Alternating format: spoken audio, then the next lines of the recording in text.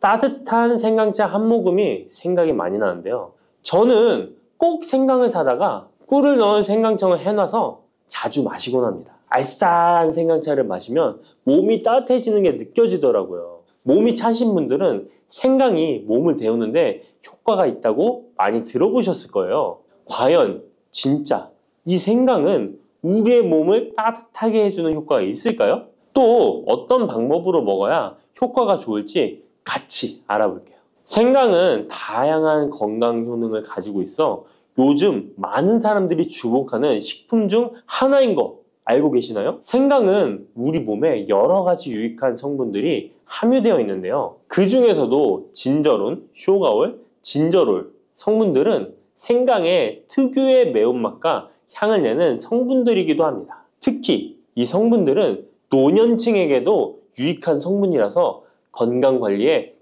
큰 도움이 될 수 있는데요. 주목할 만한 생강의 대표적인 성분 3가지 바로 소개해 드릴게요. 생강의 첫 번째 성분은 진저론입니다. 진저론은 생강에서 가장 대표적인 활성 성분으로 생강의 매운맛과 특유의 향을 담당하고 있는데요. 진저론은 항산화 효능이 뛰어나며 세포 손상을 막아주고 노화를 예방하는 데 도움이 됩니다. 또한 진저론은 소염 작용을 가지고 있어 염증을 줄이고 통증 완화에도 효과가 있는데요. 류머티즘 관절염, 근육통, 기타 염증성 질환에 이 성분이 도움을 줄 수 있고 면역력을 증강시키는데 중요한 역할을 해서 특히 면역력이 약해질 수 있는 노년분들에게 매우 유익한 성분입니다. 생강의 두 번째 대표 성분은 쇼가올입니다. 쇼가올은 생강을 건조하거나 가열했을 때 생기는 물질인데요. 이 성분은 항암 효과가 있다고 알려져 있어 암 예방에 효과가 있습니다. 쇼가올은 진저론보다 강력한 항염증 작용을 하는데요. 이 성분은 염증을 유발하는 물질인 프로스타글란딘의 생성을 억제하는데 매우 효과적인 것으로 밝혀졌습니다. 쇼가올은 소화기 계통에 유익한 성분으로 유명한데요. 위의 점막을 보호하고 위염을 예방하며 소화불량을 개선하는 데 유용하며 위장을 자극하여 소화를 돕고 변비를 완화하는 데 중요한 역할을 합니다. 소화 기능이 떨어지기 쉬운 노년층에게 특히 유용한 성분입니다. 생강의 세 번째 대표 성분은 진저롤입니다. 진저롤은 생강을 신선한 상태에서 섭취할 때 함유되어 있는 성분인데요. 이 진저롤은 진통 효과가 뛰어나고 항염증 작용을 통해 몸의 염증을 줄이는 데 도움을 줍니다. 이 성분은 혈액순환을 촉진하고 체온을 올려주는 효과가 있어 특히 수족냉증에 효과적입니다. 어르신분들 중 혹시 겨울만 되면 손과 발이 차신 분들이 있으신가요? 생강의 이 성분은 노년층에게 자주 겪는 손발 차가운 문제를 해결하는 데 큰 도움이 될 수 있습니다. 또한 항균과 항바이러스 성질을 가지고 있어 감염 예방에 도움을 받을 수 있으므로 호흡기 질환을 예방하고 증상을 완화하는 데 효과적인 성분입니다. 혹시 중국의 성인 공자를 아시나요? 누구든지 한 번쯤은 들어보셨을 텐데요. 공자는 살아생전에 먹는 음식도 매우 철저하게 관리했다는데요. 공자가 매 식사마다 생강을 빼놓지 않고 먹었다는 것 알고 계셨나요? 공자는 생강이 얼마나 몸에 좋은지 그 옛날부터 알고 있었던 것이죠. 공자는 73세에 생을 마감했는데 그 옛날 평균 수명을 생각하면 어마어마하게 장수를 했던 것이죠. 이렇게 건강에 좋은 생강, 생강이 왜 그렇게 좋은지, 생강이 이 우리 건강에 어떤 도움이 되는지 4가지 주요 효능을 소개해 드릴게요. 생강의 효능 첫 번째는 면역력 강화입니다. 서울대 노화연구소에서 꼽은 면역력에 좋은 식품 3가지 안에 이 생강이 포함되는 거 알고 계셨나요? 생강에는 아까 소개해드렸던 3가지 성분 진저론, 쇼가올, 진저롤이 포함되어 있어 면역력을 강화하는 데 매우 효과적입니다. 특히 항염증 효과가 뛰어나 몸의 염증을 줄여주고 면역체계가 더 강하게 작동하도록 도와주는데요. 면역력이 떨어지기 쉬운 노년층에게는 자주 섭취하는 것이 좋은 식품입니다. 생강을 꾸준히 섭취하면 감기나 각종 질병에 걸리는 확률을 낮출 수 있다는 거 잊지 마세요. 생강의 두 번째 효능은 항산화 효과입니다. 미국 국립암연구소가 꼽은 항산화 식품 1등급인 생강은 진저론과 쇼가올 같은 성분이 포함되어 있는데요. 이 성분들은 강력한 항산화 효과를 가지고 있으며 이 항산화 물질은 우리 몸에서 자유 라디칼이라는 유해 물질을 제거해 주어 노화, 염증, 심혈관 질환과 각종 질병을 예방하는데 중요한 역할을 합니다. 특히 생강은 세포의 산화 스트레스를 줄이고 피로 회복과 노화 방지에 효과적이어서 건강한 노년을 위해 꼭 필요한 식품이라고 할 수 있죠. 생강의 세 번째 효능은 바로 수족냉증 완화입니다. 수족냉증은 특히 노년층에게 흔하게 나타나는 증상 중 하나인데요. 손발이 차가워지고 특히 겨울철에 더 불편함을 겪는 분들이 많으시죠. 생강은 혈액순환을 촉진시켜주는 효과가 있어 수족냉증을 완화하는 데 탁월합니다. 생강의 진저롤 성분이 체온을 높여주고 혈관을 확장시켜서 손발이 따뜻해지는 데 도움을 줍니다. 또한 한의학에서는 생강이 몸의 찬 기운을 밖으로 내보내주고 또 몸 안에 열을 발산해주는 효능이 있다고 유명한데요. 우리 옛 조상부터 이 생강이 몸을 따뜻하게 해주는 효과가 있다는 것을 알고 있었던 것이죠. 생강의 네 번째 효능은 소화불량 개선입니다. 예전처럼 많이 먹지도 않았는데 속이 더부룩하신 분들 많이 계시죠. 소화불량은 나이가 들면서 자주 겪게 되는 문제인데요. 생강은 소화불량을 개선하는데 매우 효과적입니다. 생강에 포함된 쇼가올 성분은 위장의 운동을 촉진시키고 위염을 예방하는 데 도움이 되는데요. 또한 메스꺼움이나 구토 증상을 완화시켜주기 때문에 특히 소화기 계통에 문제가 있는 분들에게 좋습니다. 그런데 이렇게 좋은 생강 그냥 차로만 드시고 계시는 분 많으시죠? 각 방법은 그에 맞는 효능을 더욱 잘 발휘할 수 있기 때문에 여러 방법으로 생강을 활용하는 것이 좋습니다. 차로 드시는 것 말고도 여러 가지 섭취하는 방법에 대해 자세히 알려드릴게요. 첫 번째 방법은 가장 간단한 방법으로 생으로 먹는 것입니다. 생강을 얇게 썰어서 샐러드나 요리에 넣어 먹을 수 있는데요. 생으로 먹을 경우 생강의 모든 효능을 그대로 섭취할 수 있으며 항산화와 항염 효과를 가장 잘 느낄 수 있습니다. 물론 그 특유의 매운맛이 강하기 때문에 매운맛을 좋아하지 않는 분들은 식초에 절여주시거나 물에 조금 담가 매운기를 확 빼고 드시거나 생으로 조금 먹는 것이 좋습니다. 두 번째 방법은 생강을 말려서 먹는 방법입니다. 생강을 건조해서 차나 국물에 넣어 먹을 수 있는데요. 볕이 잘 들고 통풍이 잘 되는 곳에 말리셔도 되고 아니면 음식 건조기에 넣고 말리셔도 됩니다. 말린 생강은 소화 기능을 더욱 돋고 소염작용을 강화하는 데 효과적입니다. 또한 말린 생강은 장시간 보관이 가능하고 생강의 매운맛이 부드럽게 중화되어 편하게 섭취 가능한데요. 체온을 높여주는 효과가 있어 겨울철에 특히 유용합니다. 차로 끓여 마시면 몸을 따뜻하게 해주고 피로 회복에도 도움이 됩니다. 세 번째 방법은 생강을 가루로 내서 먹는 방법입니다.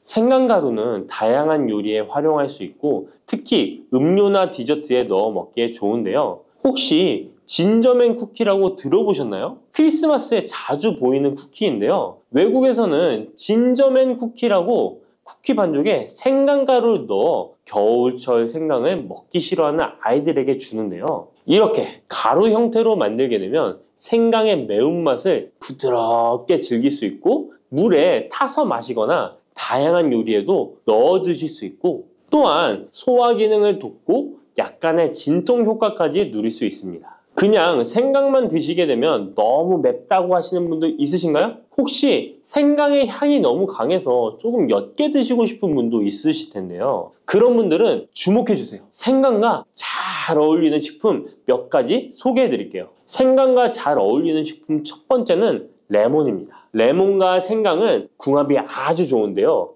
레몬은 비타민C가 풍부해서 면역력 강화에 도움을 주고 생강은 항산화 작용을 하는데요.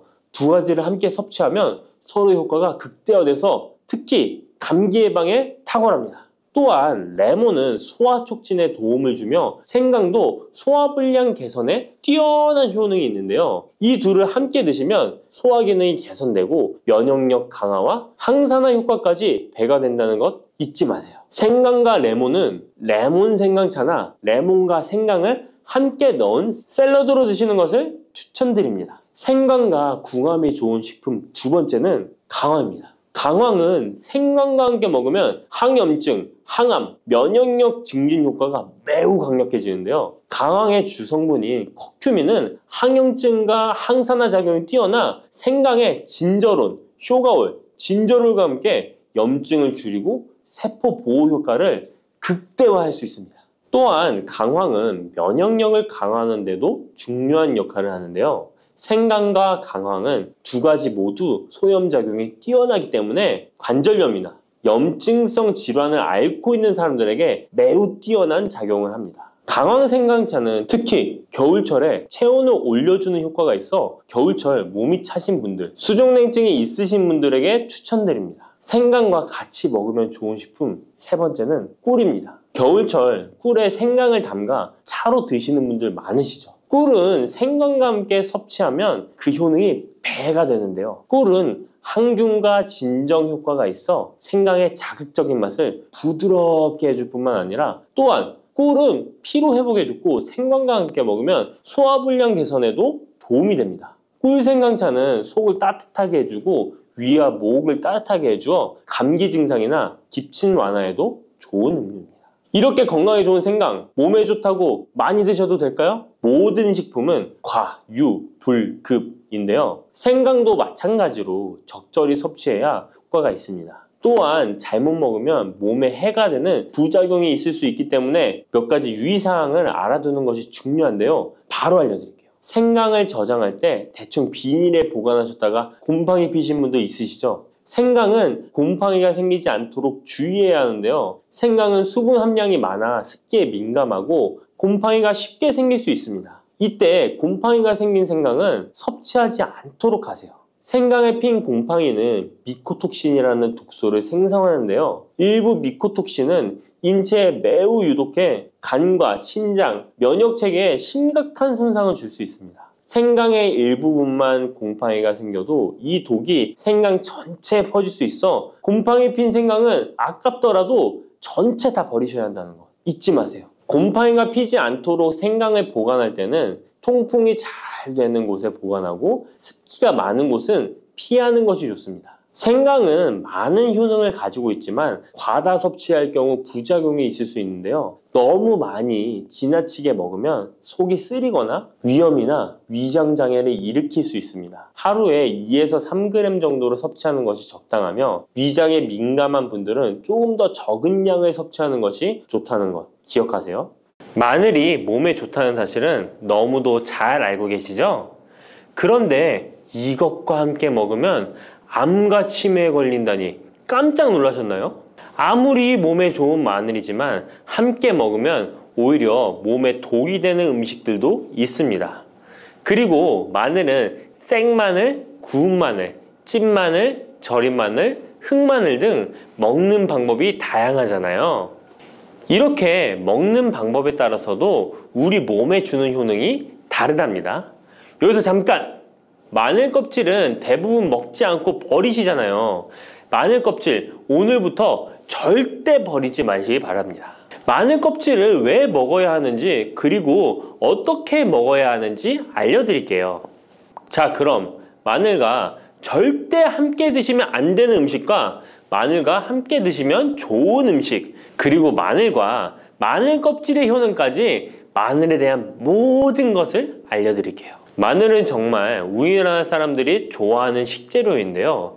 한국농촌경제연구원이 발표한 자료에 의하면 우리나라 1인당 1년 동안 마늘 소비량이 7kg인데요. 놀라지 마세요. 세계 평균이 0.8kg이랍니다. 우리나라 사람들이 마늘을 정말 많이 먹고 있죠. 마늘을 많이 먹는다는 것, 그만큼 건강한 식단을 먹고 있을 가능성이 높은 건 사실이지만 먹는 방법에 따라 오히려 독이 될 수도 있습니다. 여기서 마늘과 절대 함께 먹으면 안 되는 음식 첫 번째는 바로 빵입니다.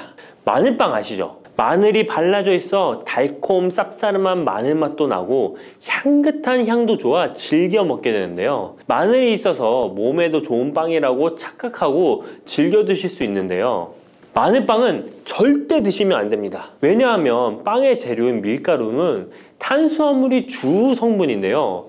밀가루의 고탄수화물은 소화 과정에서 당으로 분해되고 혈당 지수를 급격히 올리게 되며 이때 인슐린의 분비가 과도하게 됩니다. 이런 현상이 반복되게 되면 체내의 인슐린 저항성이 높아지고 췌장을 망가뜨려 당뇨를 유발할 수 있는 것입니다. 그리고 이 당은 몸에 흡수되면서 지방으로 변하고 쉽게 살이 찌게 되어 비만을 야기할 수 있습니다. 밀가루 빵을 만들면 글루텐이라는 단백질이 생성되는데 이 글루텐은 소화불량, 복통, 변비 등 증상을 유발할 수 있습니다. 이뿐만 아니라 글루텐이 몸에 들어오면 장에서 에소루핀이라는 성분이 만들어지게 되는데 이 에소루핀은 중독성이 강해 밀가루 중독을 일으켜 빵 같은 밀가루를 과다 섭취하게 만든다는 것입니다. 마늘이 아무리 좋은 성분으로 항암작용, 항염증 작용을 한다고 해도 마늘빵으로 드신다면 아무 소용이 없는 것입니다. 그러면 마늘은 어떻게 먹어야 마늘의 효능을 극대화할 수 있을까요? 마늘은 생으로 드실 때도 물론 좋지만 익혀서 드실 때 더욱 좋습니다. 몸에 보약이 되는 마늘 먹는 법, 첫 번째는 마늘밥입니다. 국립농업과학원에 따르면 마늘의 S-알리시스테인 함량을 조리법에 따라 조사한 결과 생마늘일 때 S-알리시스테인 함량이 2.77mg 정도 되었고 삶기 시작한 후 30분이 지나면 4.92mg이 되었으며 1시간이 지났을 때 9.16mg으로 생마늘에 비해 무려 4배 이상이 많아진다고 했습니다. 뿐만 아니라 121도의 온도에서 1시간 동안 마늘을 쪘을 때 S-알리시스테인 함량이 50.24mg으로 생마늘보다 18배 정도 높았다고 연구 결과를 발표했습니다. 따라서 마늘을 드실 때는 1시간 이상 끓여서 드시는 것이 좋은데요. 이런 방법이 번거로워 추천드리는 방법이 바로 마늘밥입니다. 밥을 할 때 마늘을 넣는데요. 1인분에 마늘 3, 4알 정도씩 넣어서 밥을 하시면 됩니다. 현미가 있다면 현미를 넣은 마늘밥을 하시면 더욱 좋은데요. 현미 속에는 티아민이라는 성분이 있는데 마늘의 S-알리시스테인과 현미의 알리티아민 두 가지 성분을 모두 섭취하여 항암 효과뿐만 아니라 피로회복, 근육통 완화에도 좋은 밥이 되는 것입니다. 그럼 마늘밥을 하기 위해 마늘을 까고 나면 껍질은 어떻게 하셨나요? 버리셨나요? 오늘부터는 절대 버리지 말기 바랍니다. 마늘에 효능하면 첫 번째로 생각나는 것이 아마도 항암 효과일 거예요. 그런데 마늘 껍질을 통해 엄청난 항암 효과를 누릴 수 있는데요. 우리나라 연구진에서 연구한 결과 마늘 껍질을 70% 에탄올 용매로 반복 추출해서 만든 마늘 껍질 추출물이 암 예방 효과에 탁월한 효능이 있다고 발표되었습니다. 특히 유방암, 위암, 간암, 대장암, 폐암, 세포뿐 아니라 다양한 암세포에 대한 억제 효과가 있다고 했는데요. 그 중에서도 유방암 세포의 증식을 억제하는 데 효과가 가장 높았다고 합니다. 마늘 껍질의 두 번째 효능은 바로 심혈관을 튼튼하게 한다는 것입니다. 마늘 껍질은 마늘 알맹이보다 식이섬유가 4배, 폴리페놀이 7배나 많게 함유되어 있는데요. 식이섬유는 혈관 내에 나쁜 콜레스테롤을 흡착해 몸 밖으로 배출하는 데 도움을 주고 항산화 성분인 폴리페놀은 콜레스테롤이 산화되는 것을 막아 나쁜 콜레스테롤이 만들어지는 것을 방지하는 데 효능이 있는 아주 중요한 성분입니다. 마늘 껍질에 함유된 알리신 성분은 혈중 지지를 낮춰 콜레스테롤과 중성지방을 낮추는 데 효과적인 성분입니다. 이를 통해 동맥경화를 방지하는 데 도움을 주어 심혈관 질환을 예방하는 데 좋은 성분인 것입니다. 또 마늘 껍질을 말려 분말로 만들어 음식에 넣어 드시면 비만을 막아주는 효과를 볼 수 있는데요. 식이섬유가 풍부해 지방의 흡수를 막고 나쁜 지방을 배출하는 데에도 탁월한 효능이 있습니다. 뿐만 아니라 체내 지방의 대사를 촉진하여 지방 분해가 빠르게 일어나 체지방을 제거하는 데 아주 효과적입니다. 그리고 마늘 껍질 분말로 드시는 방법 말고 차로도 드시는 방법이 있는데요. 마늘차 우리는 법을 알려드릴게요. 마늘 껍질을 깨끗하게 씻어 말린 다음에 기름을 두르지 않은 팬에 마늘 껍질을 넣고 볶아주어 수분을 없애줍니다. 이렇게 하는 이유는 수분을 없애는 것도 있지만 마늘 껍질을 열을 가하게 되면 항산화 성분인 폴리페놀과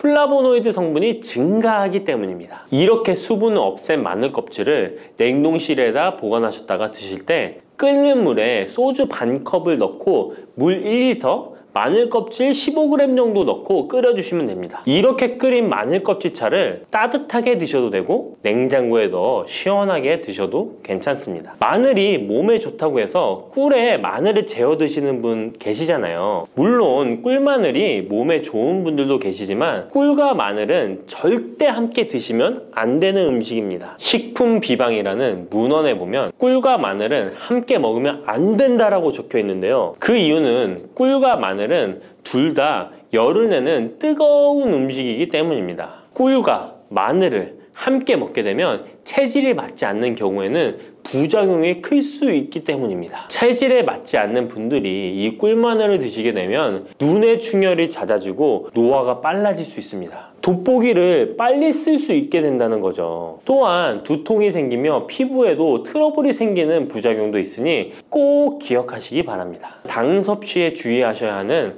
당뇨, 고지혈증을 갖고 계신 분들이나 암 환자분들은 절대로 꿀마늘을 드시면 안 됩니다. 그렇다면 마늘을 또 어떻게 드시는 것이 좋을까요? 바로 다양한 쌈채소와 함께 드시는 것을 추천드립니다. 마늘의 매운맛을 내는 알리신 성분이 혈관을 건강하게 하여 암을 예방하고 쌈채소를 통해 다양한 비타민과 무기질을 섭취하며 풍부한 항산화 물질도 섭취해 활성산소를 제거하고 혈관을 깨끗하게 해 노화를 방지하고 활력이 넘치는 건강한 몸이 될 수 있는 것이죠. 그런데 마늘을 반찬으로 만들어 드실 때 절대 드시면 안 되는 것이 있습니다. 그것은 바로 마늘장아찌입니다. 아니, 마늘장아찌가 왜? 라고 의문이 생기는 분들이 계시죠? 모든 마늘장아찌가 안 된다는 것이 아니라 설탕이 많이 들어간 마늘장아찌는 만들어 드시면 안 됩니다. 시중에 판매되는 마늘장아찌에는 설탕이 많이 들어가 있을 가능성이 높으니 절대 드시지 않기를 바랍니다. 몸에 좋은 마늘도 설탕과 함께 먹으면 오히려 독이 되는데요. 설탕이 많이 함유된 마늘장아찌를 드시게 되면 혈당이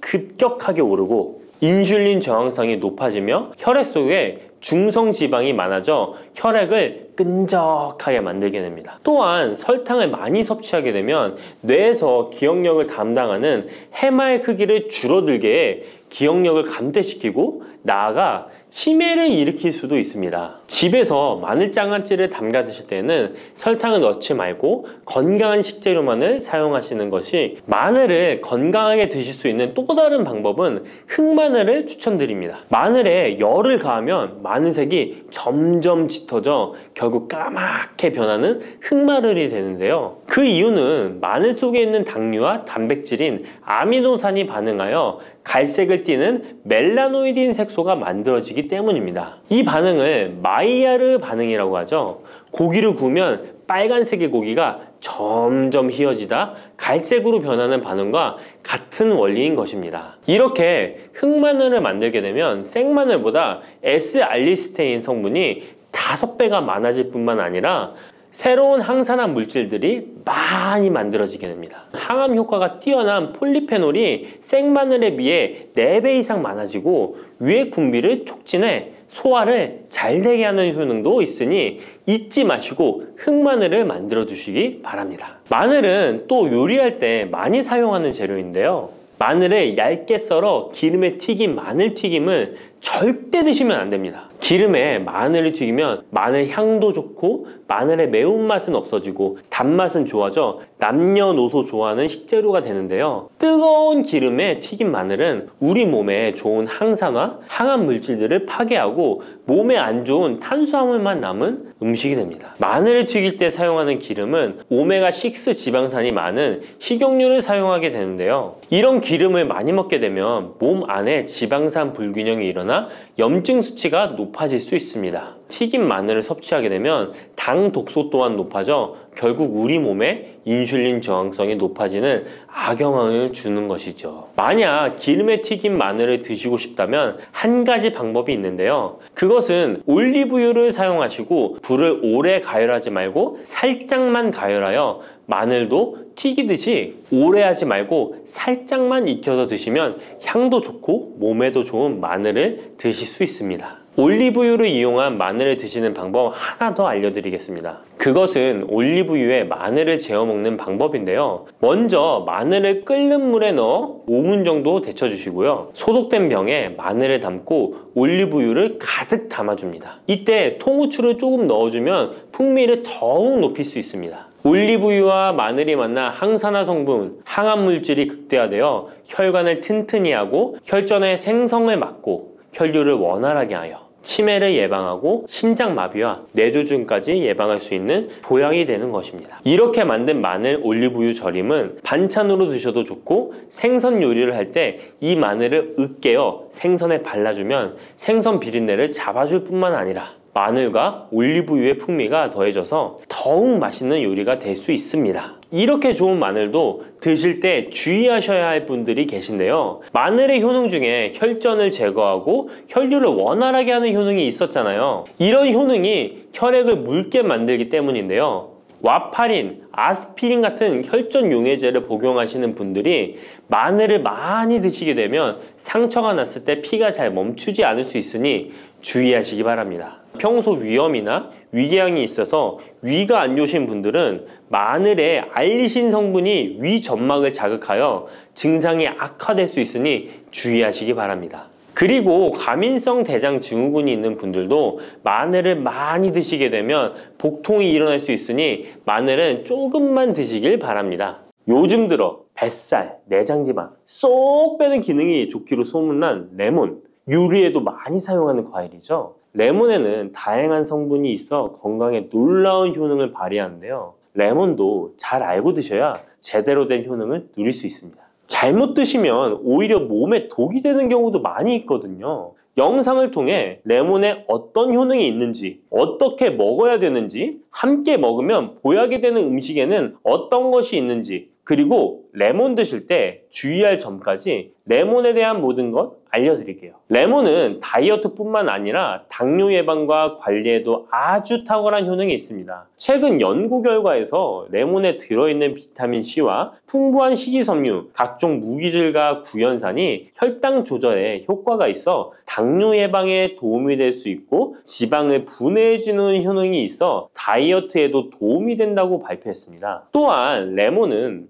독소를 배출해주는 효능이 있어 우리 몸의 신진대사를 원활하게 해주어 몸 안에 칼로리를 소모하는데 도움이 되고 이는 몸의 붓기를 빼고 체중을 줄이는데 도움이 될 수 있습니다. 그럼 레몬의 효능에 대해 좀 더 자세히 알려드릴게요. 12주 동안 진행된 연구에서 고지방 식단에다가 레몬 껍질에 함유된 페놀을 함께 섭취한 설치류는 고지방 식단만 섭취한 설치류보다 체중이 감소했다는 것을 발표했습니다. 또한 체질량 지수가 높은 한국 여성을 대상으로 한 실험에서 레몬 다이어트를 시행한 결과 그렇지 않은 사람들에 비해 체중과 허리둘러가 줄어들었을 뿐만 아니라 인슐린 저항성까지 좋아진 결과를 볼 수 있었고요. 레몬 껍질은 이런 독소를 배출하는 효능뿐만 아니라 변비를 해결하는 데에도 탁월한 효과가 있습니다. 레몬 껍질에는 비타민 C뿐만 아니라 혈관 건강에 좋은 헤스페리딘 그리고 골다공증 예방과 뼈 건강에 아주 중요한 칼슘 그리고 팩틴이라는 성분이 아주 풍부하게 들어있습니다. 바로 이 팩틴이 변비를 예방하는 데 탁월한 효능을 발휘합니다. 수용성 식이섬유인 팩틴은 위에서 대장까지 가는 동안 많은 수분을 흡수해 변을 무르게 만들어주고 장내에 머물러 있는 노폐물과 다양한 유해 물질을 흡착해 변과 함께 몸 밖으로 배출시키며 장내 환경을 깨끗하게 해주어 건강 상태를 유지하도록 도와줍니다. 그리고 레몬 과육에는 없고 오직 레몬 껍질에만 있는 성분이 있는데 디리모넨이라고 하는 천연 오일입니다. 디리모넨은 레몬에 상큼한 향을 내는 성분이기도 하며 장을 자극해 연동 운동이 활발하게 되도록 도와주어 변비를 예방해 줄 수 있습니다. 또 레몬에는 구연산이라는 성분이 풍부한데 이 구연산이 체내 지방분해 효소를 활성화시키는 역할을 해줍니다. 활성화된 지방분해 효소는 쌓여있는 내장 지방을 태워주어 허리둘레를 줄여주는데 많은 도움을 주게 되고요. 아침에 일어나자마자 공복에 레몬수를 마시면 체내의 대사 기능이 활발해져 몸 안에 에너지 소비가 활성화됩니다. 대한비만학회에서 발표한 연구 결과 레몬수를 섭취한 그룹이 그렇지 않은 그룹보다 내장 지방이 더 많이 감소했다는 것을 확인할 수 있습니다. 또한 레몬에 들어있는 성분들은 뇌졸중의 위험을 줄여주는데 도움이 될 수 있습니다. 한 연구에 따르면 감귤류에 함유되어 있는 플라보노이드는 여성의 허혈성 뇌졸중 위험을 낮추는데 도움이 될 수 있다고 발표했습니다. 허혈성 뇌졸중은 가장 흔한 유형의 뇌졸중인데 혈전 때문에 뇌로 가는 혈액의 흐름이 방해되면서 발생할 수 있습니다. 플라보노이드가 함유된 음식을 장기간 섭취하면 이런 심혈관 질환뿐만 아니라 각종 암을 예방하는 데 도움이 될 수 있다고 하는데요. 레몬에는 이런 플라보노이드와 함께 강력한 항산화 작용을 하는 비타민 C가 풍부합니다. 이 항산화 작용으로 세포 손상을 방지하고 암세포를 억제하는 항암 효과를 가지는 것이고요. 또한 레몬은 피부 미용에도 좋은데요. 피부색을 건강하게 해주는데 탁월한 효능이 있습니다. 비타민 C는 콜라겐을 형성하는 데 중요한 역할을 해주고 피부를 환하게 해주며 잡티를 제거해 주는데 효과가 있기 때문이죠. 그리고 레몬의 놀라운 효능 중 하나는 당뇨를 예방, 개선하는 데 탁월하다는 겁니다. 레몬에는 헤스페리딘이라는 플라보노이드 성분이 들어있습니다. 이 헤스페리딘은 인슐린 감수성을 높이는 데 도움을 주는데요. 인슐린 감수성이 좋아야 혈당이 잘 조절되는데 당뇨가 발병하면 이 감수성이 떨어지면서 인슐린 저항성이 생기게 됩니다. 헤스페리딘이 인슐린 저항성을 개선하는 데 많은 도움을 주게 됩니다. 또한 레몬에는 많은 양의 항산화 물질들이 들어있습니다. 비타민 C뿐만 아니라 폴리페놀, 폴라보노이드 등 다양한 물질들이 혈당으로 인해 공격받고 상처난 세포들을 보호해주는데 장애의 베타세포를 보호해주는 것이 아주 중요한 효능입니다. 베타세포는 인슐린을 분비하는 세포인데 당뇨가 생기면 가장 먼저 타격을 받게 됩니다. 레몬을 통해 베타세포를 보호하여 당뇨를 예방할 수 있게 되는 것이죠. 이 레몬을 복용하는 가장 좋은 방법은 바로 레몬수입니다. 그럼 레몬수를 만드는 방법을 바로 알려드릴게요. 깨끗하게 씻은 레몬 1개와 물 1리터를 준비해주세요. 레몬은 양끝 부분은 쓴맛이 나기 때문에 잘라주시고 레몬의 씨는 제거해도 되고 그냥 두셔도 됩니다. 적당한 크기로 자른 레몬을 80도 정도의 뜨거운 물에 넣어줍니다. 충분히 우려내 주시면 레몬물 완성입니다. 물의 온도별로 레몬물의 항산화 능력이 어느 정도 차이가 나는지 실험을 한 결과 80도 이상의 뜨거운 물에서 가장 높은 항산화 효과가 나타났다는 발표를 한 적이 있습니다. 레몬의 제대로 된 효능을 얻기 위해서는 레몬물을 만들 때 꼭 뜨거운 물로 레몬을 우려내 주시기 바랍니다. 레몬물은 실온에서 어느 정도 식힌 후 미지근해졌을 때 마시면 됩니다. 레몬의 산미가 강해 드시기 힘드신 분들은 물을 충분히 더 희석하여 드시다가 적응이 되면 물의 양을 줄이시면 됩니다. 이런 레몬수를 만들어 드실 때 주의할 점이 있는데요. 첫 번째는 반드시 충분한 양의 레몬을 넣어야 한다는 것입니다. 레몬수를 만들 때 레몬 자른 것 몇 조각을 넣어 드시는 경우가 있는데 이 정도는 충분하지 않습니다. 물 1리터에 레몬 1개 정도 우려서 드셔야 레몬의 효과를 볼 수 있습니다. 두 번째는 설탕을 넣으면 안 된다는 것입니다. 레몬의 신맛이 강해 먹기 힘든 분들이 종종 설탕을 넣어 드시는데 그렇게 하시면 오히려 우리 몸에 독이 됩니다. 레몬수의 맛을 위해 설탕을 넣다 보면 설탕을 과하게 드실 수 있기 때문에 넣지 않는 것이 좋습니다. 그리고 세 번째는 레몬을 세척할 때 깨끗하게 하셔야 되는데요. 깨끗하게 세척한다고 식초, 베이킹소다를 많이 사용하시잖아요. 하버드 대학 연구 결과가 있는데요. 레몬은 물에 2분 정도 담가 두었다가 흐르는 물에 잘 씻어주면 농약은 100% 제거된다고 합니다. 그런데 일반적인 상식과는 달리 베이킹소다와 식초를 사용하게 되면 농약이 일부 남아있다는 것을 발표했습니다. 레몬을 세척할 때는 아무것도 넣지 않는 깨끗한 물을 사용하시기 바랍니다. 다음으로 레몬과 함께 먹으면 시너지 효과를 내는 음식을 알려드릴게요. 첫 번째는 바로 계피입니다. 레몬과 계피를 함께 사용하여 약으로 쓰기도 하는데요. 레몬과 계피를 함께 먹으면 면역 체계를 강화해 주는데 도움이 됩니다. 계피는 향긋한 향과 매운맛이 특징인데 소화를 도와줄 뿐만 아니라 혈당 조절에도 탁월한 효능이 있습니다. 또한 레몬에는 염증을 억제하고 수치를 줄여주는 산화 방지제가 풍부한데 레몬과 계피를 지속적으로 섭취하면 강력한 항염 작용이 나타나 관절염에도 많은 도움을 받을 수 있습니다. 또한 레몬과 계피는 다이어트에도 많은 도움을 줄 수 있는데요. 계피는 혈액 속에 인슐린과 탄수화물 수치를 조절해 복부에 지방이 쌓이지 않도록 도와주기 때문입니다. 그리고 레몬은 고구마와 함께 드셔도 좋은데요. 고구마는 베타카로틴, 비타민C, 식이섬유 등이 풍부하게 함유되어 있어 염증을 감소시키고 안구세포를 보호하는 효과가 있는데요. 항산화제인 베타카로틴이 매우 풍부해서 안구 건조증의 위험을 줄이고 눈 건강에 많은 도움을 줄 수 있습니다. 레몬도 비타민C와 다양한 항산화 물질을 함유하고 있어 함께 섭취하면 항산화 효과를 더욱 높일 수가 있겠습니다. 부추와 이것을 함께 드시면 죽어가던 혈관이 살아나고 치매가 예방됩니다. 부추에는 항산화 성분과 각종 비타민, 칼슘, 칼륨 등의 미네랄 성분이 풍부하여 간 해독에 좋고 콜레스테롤을 낮추며 당뇨 예방과 조절에 도움이 되고 심혈관 질환을 예방하는 데에도 탁월한 효능이 있습니다. 부추가 건강에 도움이 된다는 사실은 많은 분들이 알고 계시지만 부추의 효능에 대해 자세히 알고 계신가요? 부추의 효능, 함께 먹으면 보약이 되는 음식과 부추를 드실 때 주의할 점, 그리고 부추의 특별한 조리법까지 모두 알려드릴게요. 같이 먹으면 좋은 음식 첫 번째는 두부입니다. 두부는 기본적으로 단백질이 풍부하며 리놀렌산, 레시틴, 피토스테롤 등의 성분이 풍부해서 몸 안에 콜레스테롤 수치를 낮춰주고 혈액순환을 원활하게 하여 동맥경화, 심근경색, 뇌출혈 등의 심혈관 질환을 예방할 수 있습니다. 그리고 두부는 체력과 근력을 유지하는 데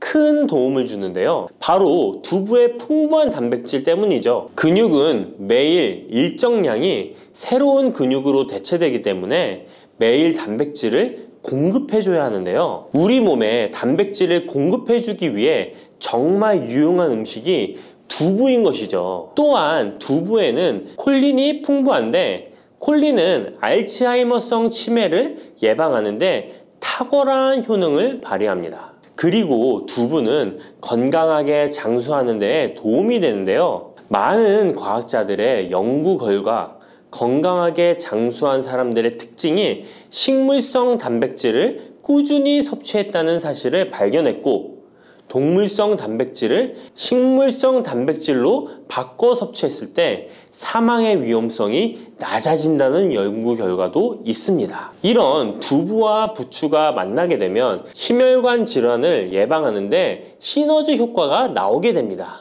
부추에 풍부한 황화아릴 성분이 혈관 내의 노폐물을 제거해주고 나쁜 콜레스테롤도 녹여주는 효과가 있는데요.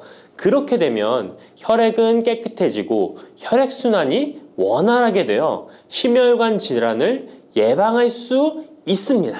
그리고 부추에는 칼륨이 풍부한데요. 칼륨은 혈관 내에 나트륨을 배출해주는 작용을 합니다. 나트륨의 농도가 높아지면 고혈압이 발생하고 증세가 심해지면 치매까지 유발할 수 있는데요. 부추의 칼륨이 나트륨을 배출해 주어 혈관의 문제를 미리미리 예방하여 고혈압뿐만 아니라 혈관성 치매까지 예방하는 효과를 누릴 수 있답니다. 문제는 부추를 먹어 이렇게 혈액순환이 좋아진다 해도 혈관 내에 호모시스테인이라는 성분은 부추를 드시는 것으로는 해결되지 않습니다. 호모시스테인은 체내에서 메티오닌이 대사되는 과정에서 생성되는 아미노산입니다. 이 호모시스테인이 혈관에 쌓이게 되면 혈관을 손상시키고 혈액 응고를 촉진하므로 심혈관 질환이 급증할 수 있습니다. 그런데 이때 두부를 함께 드시게 되면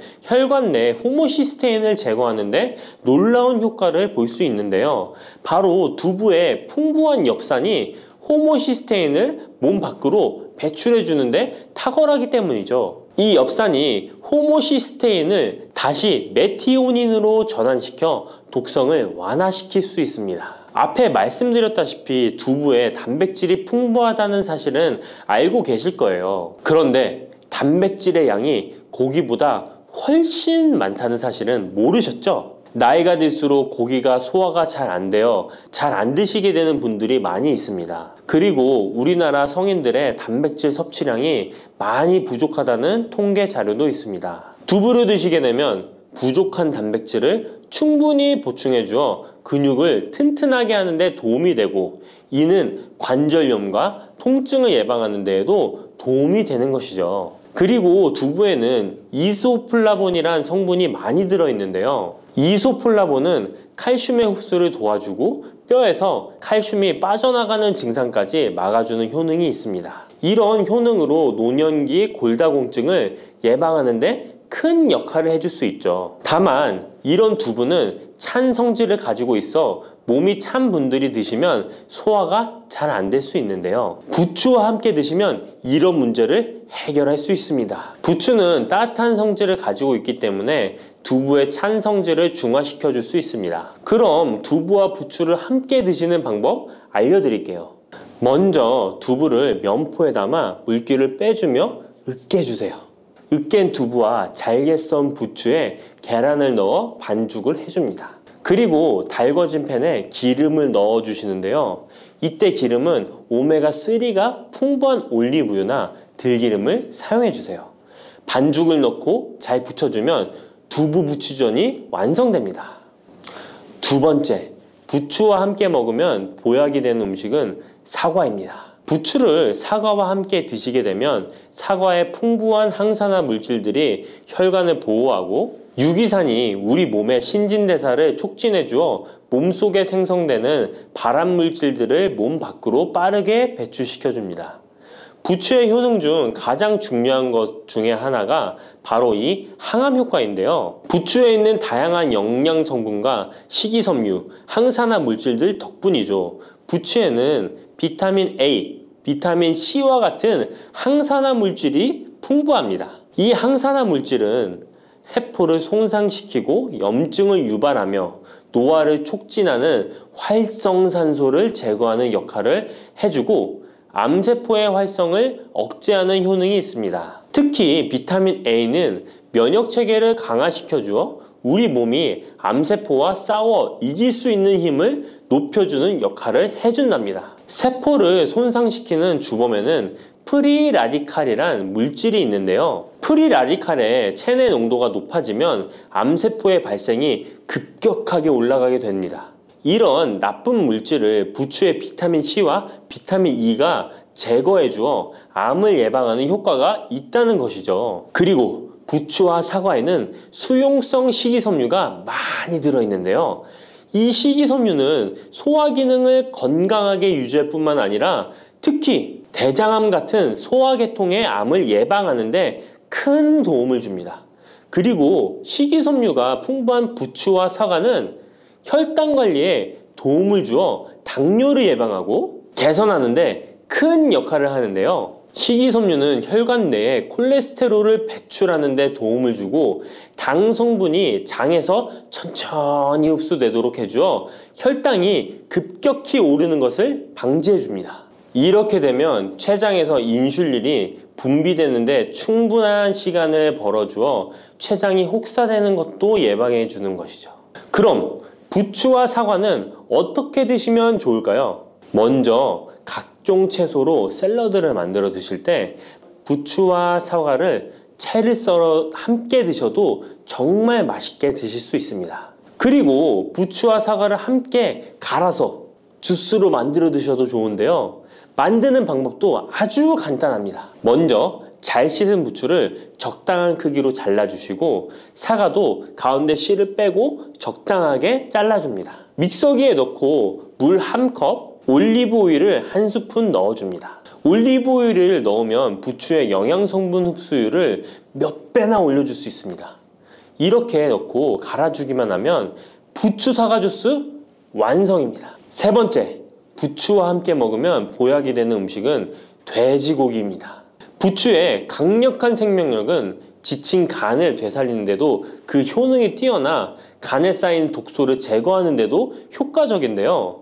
부추에 함유된 베타카로틴과 클로로필 같은 간세포를 보호하고 간의 재생을 촉진해주는 역할을 해줍니다. 그리고 부추에 함유된 사포닌 성분은 지방간을 예방하고 간의 부담을 덜어주는데 많은 도움을 줄 수 있습니다. 또한 황화알릴이라는 성분이 풍부한데 이 성분은 간의 면역력을 강화해주고 간의 여러 질환을 예방해주는 효능이 있습니다. 여러분 혹시 글루타치온이라는 영양제 들어보셨나요?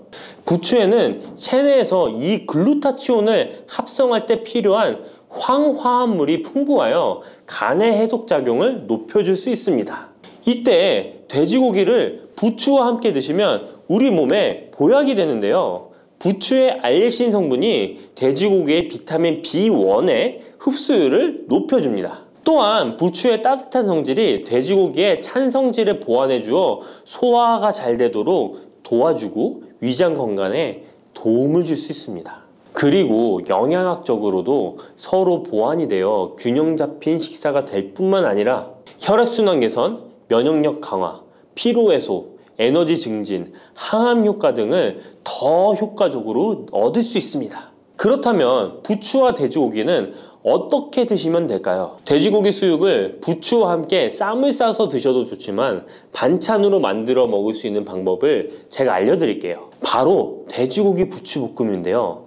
먼저 부추를 적당한 크기로 잘라 준비해 주시고 돼지고기는 길쭉하고 얇게 썰어줍니다. 잘 달궈진 팬에 올리브유를 둘러주시고 부추와 돼지고기를 한 번에 넣고 볶아줍니다. 이때 대파와 다진 마늘을 넣어주시고 간장으로 간을 해주시면 됩니다. 다 볶아진 후에 들기름을 살짝 곁들여 주시면 고소함이 폭발할 뿐만 아니라 영양도 만점인 보약 반찬이 완성됩니다. 참고로 돼지고기 대신 오리고기를 사용해도 훌륭한 요리가 된답니다. 네 번째, 부추와 함께 먹으면 보약이 되는 음식은 브로콜리입니다. 브로콜리는 세계 10대 슈퍼푸드 중 하나로 선정될 만큼 건강에 좋은 채소입니다. 브로콜리에는 항산화 물질인 비타민 E, 베타카로틴, 비타민 C 등이 풍부하게 함유되어 있어 혈관 속의 활성산소를 제거하여 세포의 노화를 방지하는 효과가 있습니다. 그리고 설포라판이라는 항암 성분도 풍부하여